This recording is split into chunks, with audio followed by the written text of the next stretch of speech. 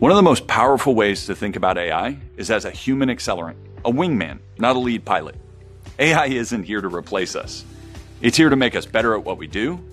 The best results come when AI augments our strengths, automates the mundane, frees us up to focus on high-value work. Take software development as an example. AI tools can generate boilerplate code, suggest fixes, even flag security vulnerabilities. But they can't understand your business context in depth, your users' needs, your creative spark that drives innovation, or your product market fit. That's where humans shine.